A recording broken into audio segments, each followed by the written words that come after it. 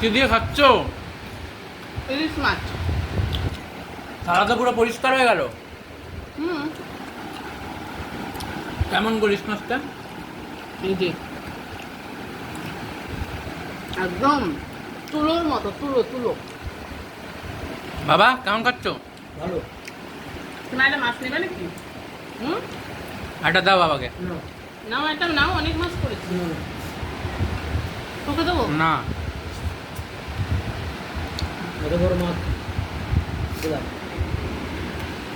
আমার মাছের তেলটা দারুণ লেগেছে, দারুণ।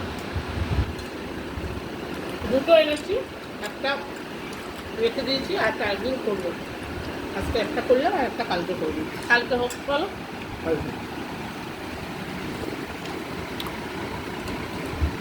ওই দুটো তেল একবারে করলে খাওয়া যেত না। আমার মাছ রয়েছে, মাছটা খাও। খাবো খাবো।